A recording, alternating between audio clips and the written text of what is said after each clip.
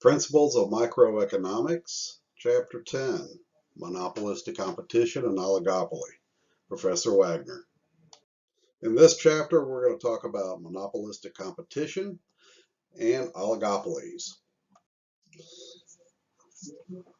In terms of competing brands, we could say the laundry detergent market is a market as a whole. It could be characterized neither as a perfect competition nor monopoly. It's probably something in between.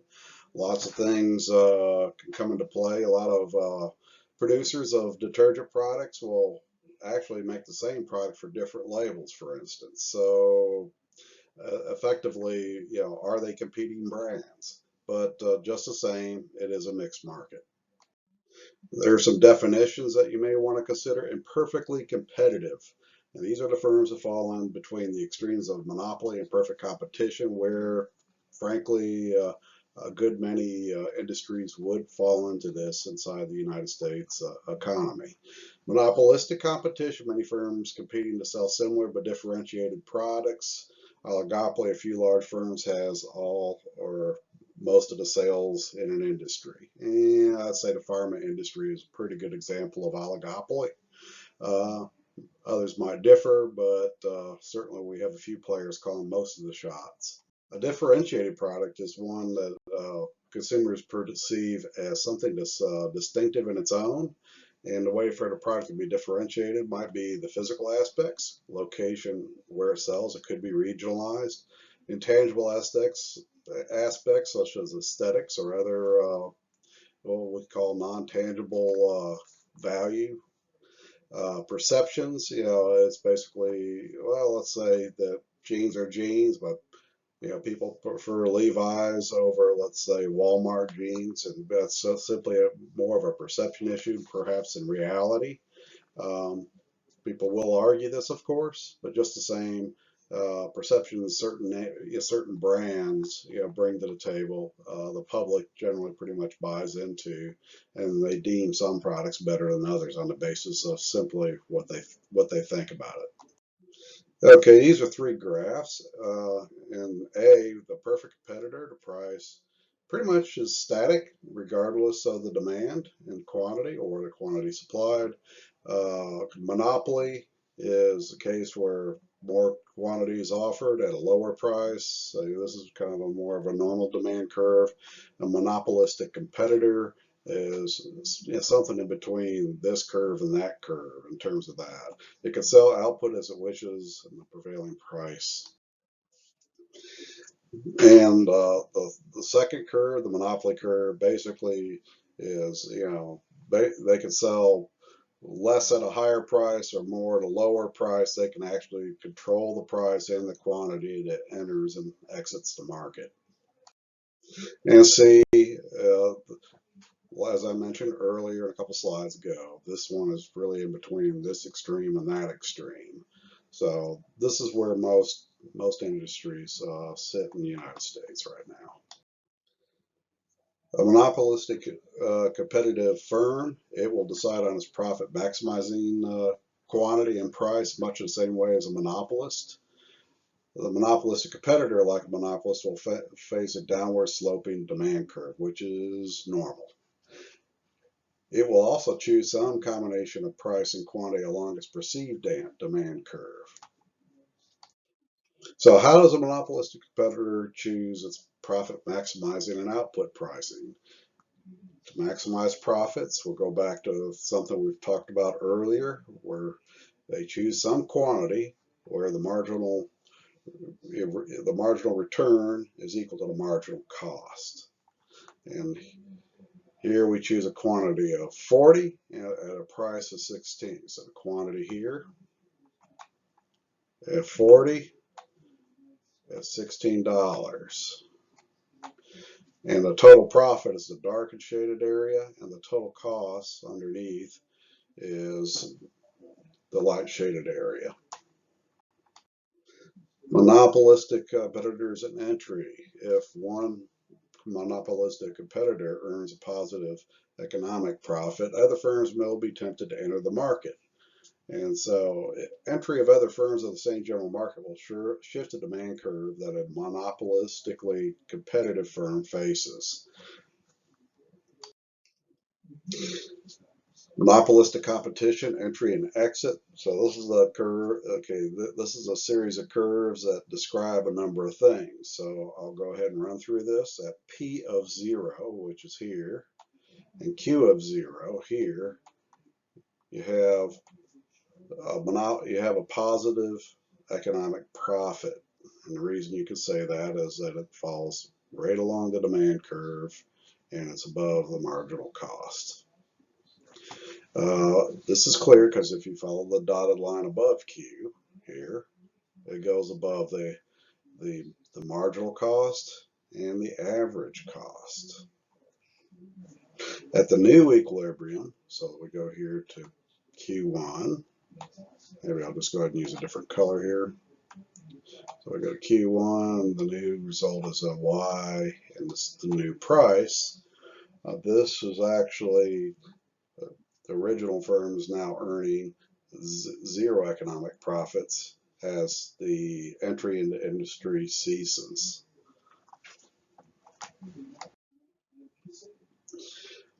In B, the opposite occurs, so loss induces exit and shifts to zero profit.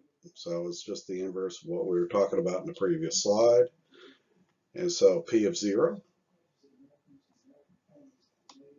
and Q of 0 yields a result X. And if you follow the Q0 above that line, you're going to see that the actual cost, or the average cost, is greater than the price. So losses induce firms to leave. They'll make the decision to get out simply because businesses are simply into the business to make money.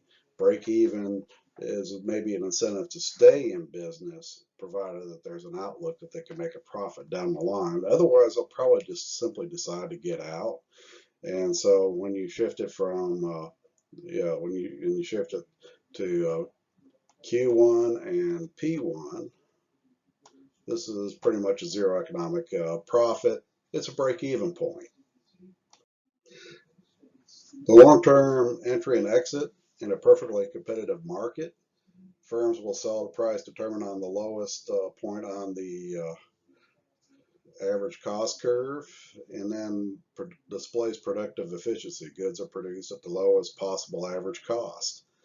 In monopolistic, the end result of entry and exit, firms end up with a price that lies on the downward sloping portion of the AC curve, but not at the very bottom of the curve.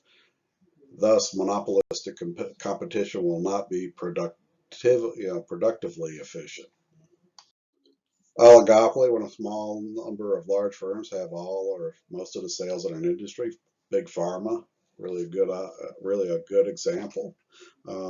Certainly, telephony can be a good example, although I see that increasingly more deregulated as time goes on. There are always new carriers coming into play, but once again, this is a definition that you want to know for the test. What creates an oligopoly?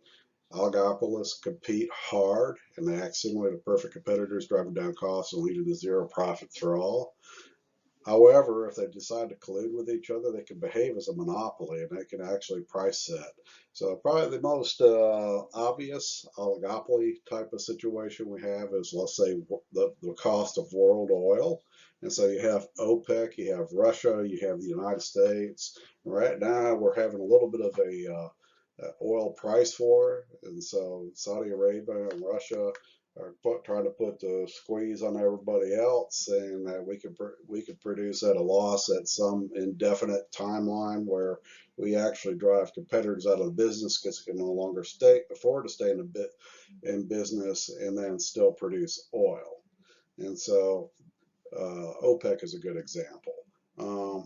Kind of an interesting thing about this particular situation, I'll go ahead and make a comment about that. It's also could be our nation's, maybe several other nations' strategic plan to take advantage of the ultra cheap barrel oil in terms of just simply buying up whatever available supply there is, since they're pumping it, putting it out there so cheaply, to put it in the national reserves. The national reserves is an oil cache that we keep in the background in case of national emergency. So this would be a time that we'd probably decide to go ahead and buy up as much as we can at $22 a barrel or whatever it happens to be going for today. Collusion and cartels. Collusion is when firms act together to keep prices high. They hold down industry inputs, so effectively they work as a colloquium, and meaning they work in concert with each other, and they split the profits amongst themselves. A cartel could be a group of firms that have a formal agreement to collude and sell at the monopoly price. A cartel, the concept of cartels existed long before, let's say its current secular usage in urban lingo. So I understand a cartel could just simply be a group of firms that work together. They have a formal agreement to collude to produce a monopoly output and sell a monopoly price. So basically it is price controlling. Big pharma could be maybe considered a cartel at some points. And so the prisoner's dilemma is kind of a concept that derives from game theory. It's a branch of mathematics that which players must make decisions, proceed the payoffs based on what other players decide to do. So everybody's truly trying to second guess each other here. Prisoner's dilemma is a scenario in which the gains from cooperation are larger than the rewards of pursuing self-interest.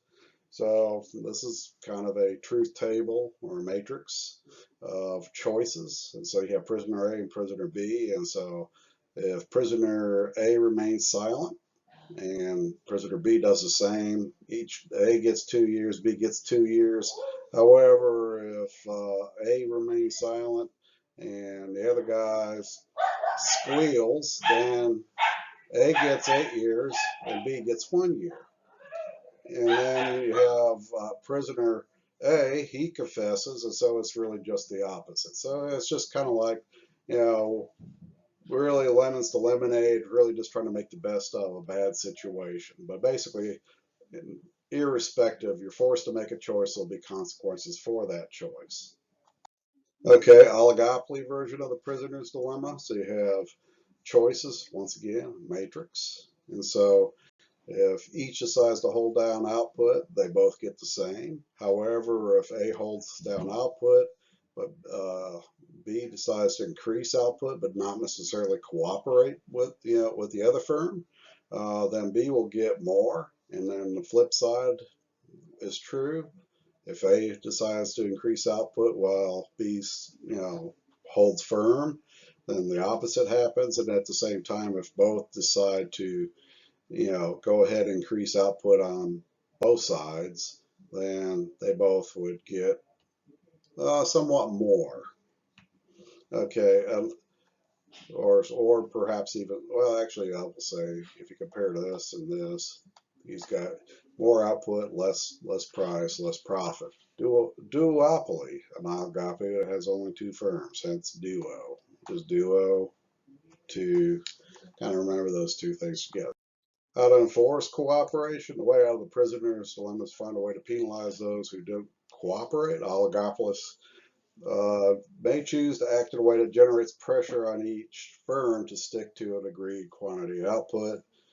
A kinked demand curve is a perceived demand that arises when competing oligopoly firms commit to match price cuts, but not price increases. So here is a graphical depiction of a kinked demand curve, and you'll notice that from 0 to what looks like about 12.5, or whatever this mark represents on the curve.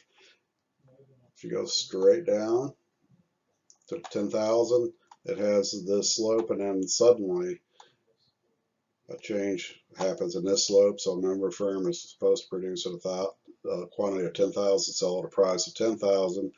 The other members can encourage this firm to honor its commitments by acting so that the firm faces a kinked demand curve, meaning that this is actually the built-in penalty for going against the grain. So you want to try and keep, in this situation, what they're trying to do is enforce production at 10,000 or below. Continuation on the discussion of the Kinked demand curve. If a member expands output to 11,000, the unit falls dramatically to 300 because the other firms will also cut prices immediately. So it's like a reaction to keep everybody in the fold, everybody on the same page, singing from the same songbook, basically. Thus, members of a cartel can discipline each other to stick to the pre-agreed levels of quantity and price for a strategy of matching all price cuts, but not matching any price increases. Actually, this is actually what's going on with many of the oil producers at this very moment, and they're trying to work those things out where producers are not necessarily being strangled out of the marketplace. We'll see what happens with that. This concludes Chapter 10.